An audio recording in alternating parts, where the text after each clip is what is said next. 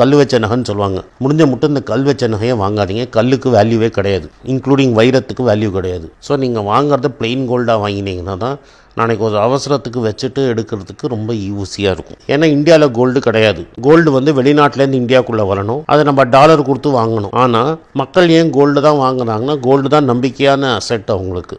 இப்போ என்ன மாதிரி ஆளுக்கு அது அசெட்டு கிடையாது. பட் ஆனால் ஒரு லோவர் மிடில் கிளாஸ் கிராமத்தில் இருக்கிறவங்க ஒரு மாதம் ஒரு 25,000 சம்பாதிக்கிற வரைக்கும் அவங்களுக்கு அதுதான் ரியல் அசெட்டு.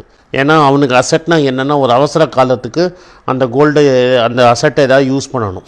கோல்டு தான் ஒரே ப்ராடக்ட்டு. நீங்கள் கொண்டு போய் வச்சிங்கன்னா உடனே உங்களுக்கு மார்வாடி கடையில் வச்சாலும் சரி, இல்லை பேங்க்கில் வச்சாலும் சரி, இல்லை ஒரு கோல்டு ஃபைனான்ஸ் கம்பெனியில் வச்சிங்கன்னா கூட, இப்போ நிறைய கோல்டு ஃபைனான்ஸ் கம்பெனி இருக்குது, இங்கெல்லாம் வச்சிங்கன்னா உடனே கேஷ் கிடைக்கும். இப்போ நீங்கள் வந்து அதை வந்து அதனால் அந்த கோல்டுங்கிறது ஏன் இம்பார்ட்டன்ட்னா, சடனாக வந்து எங்கள் வீட்டில் யாருக்கோ உடம்பு சரியில்லை, நான் இப்போ என்கிட்ட பணம் இல்லை, நான் போய் பேங்க் மேனேஜரை வந்து அதை காசு கொடுன்னு கேட்க முடியாது. அதை நான் ஒரு மார்வாடி கடையோ இல்லை ஒரு ஃபைனான்ஸ்லேயோ கொண்டு போய் கோல்டாக வச்சா எனக்கு உடனே கேஷாக கொடுப்பான். அந்த கேஷை எடுத்துக்கிட்டு நான் போய் மருந்து பார்க்கலாம், இல்லாட்டா நான் ஸ்கூல் ஃபீஸ் கட்டணும், எல்லாத்துக்குமே குயிக்காக கன்வெர்ட் பண்ணணுன்னா அது கோல்டு தான் ஒரே ஒரு அசெட் கிளாஸு. கொஞ்சம் கம்மி அளவில் வெள்ளி, ஆனால் மெயினாக வந்து கோல்டு தான் அசெட் கிளாஸு. அது கரன்சிக்கு ஈக்குவல். அதனால் கவர்மெண்ட்டில் இருக்கிறவங்க எப்போதும் என்ன சொல்லுவாங்கன்னா, நீங்கள் கோல்டு வாங்கக்கூடாதுன்னே பார்த்துட்ருப்பாங்க. அது என்ன அரசாங்கமானா இருக்கலாம், எப்போதுமே வந்து கோல்டு டிஸ்கரேஜ் பண்ணிகிட்டே இருப்பாங்க. நீங்கள் பேங்க்கில் பணத்தை எஃப்டியாக போட்டிங்கன்னா உங்களுக்கு பார்த்தீங்கன்னா பர்ச்சேசிங் பவர் குறைஞ்சி போய்டும், அதனால உங்களுக்கு நஷ்டம். அதனால் லோவர் மிடில் கிளாஸ் வந்து பேங்க்கில் எஃப்டியாக வச்சா உங்களுக்கு நஷ்டமாயிடும். அடுத்தது எங்கே வைப்பாங்க, நிலமாக வைப்பாங்க. நிலமாக வச்சா நிலத்தை நினச்சா கொண்டு போய் பேங்க்கில் வச்சா காசு தர மாட்டோம்.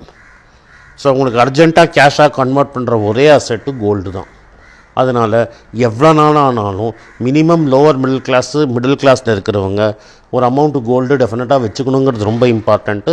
அதை தான் நம்ம முன்னோர்கள் சொல்லியிருக்காங்க, அதனால தான் நம்ம கோல்டு வச்சுக்கிறோம். இதுதான் காரணம், சர்க்கார் என்ன சொன்னாலும். அடுத்தது கோல்டை நீங்கள் எப்படியெல்லாம் வாங்கலாம். கோல்டை வந்து 3 விதமாக நீங்கள் வாங்கலாம். ஒன்று கோல்டு காயினோ இல்லை கோல்டு ஜுவல்லரியாவோ ஒன்று வாங்கலாம். அது ரெண்டுத்துக்கும் இருக்கிற டிஃப்ரென்ஸ் அப்புறமா சொல்கிறேன். கோல்டு இடிஎஃபாக வாங்கலாம், பேப்பர் கோல்டுன்னு சொல்கிறாங்க. நீங்கள் வந்து உங்கள் அக்கௌண்ட்டில் கோல்டாக வாங்கலாம். 3வது இப்போ கவர்மெண்ட் கோல்டு பாண்டுன்னு ஒரு ஸ்கீம் கொடுத்துருக்காங்க. இது 3த்துலேயும் இருக்குது. இந்த கோல்டு இடிஎஃப்பும் கோல்டு பாண்ட்லேயும் வாங்குறது முட்டாள்தரும். ஏன்னா கோல்டு இடிஎஃப் நீங்கள் கொஞ்சம் போய் ப்ளெட்ஜ் பண்ண முடியாது. கோல்டு பாண்டுங்கிறது என்னென்னா, கவர்மெண்ட்டு உங்களை நாளைக்கு வந்து இன்னொரு பெரிய அட்வான்டேஜ்னால் இந்த World War II இது மாதிரி பஞ்சம் இது மாதிரி சமயத்தில் மக்கள் ஊரை விட்டு போகணுன்னா, இப்போ சடனாக நீங்கள் இங்கேருந்து டெல்லியை விட்டு போகணுன்னா, இங்கேருந்து நீங்கள் கையில் தூக்கிட்டு எல்லா அசட்டையும் போடணும். அது கோல்டாக இருந்தால் ஈஸியாக எடுத்துகிட்டு போயிடலாம். அது மாதிரி ஜெர்மனியை விட்டு எல்லோரும் ஓடினவங்கலாம் கோல்டாக தான் எல்லா அசட்டையும் மாற்றி எடுத்துகிட்டு போனாங்க.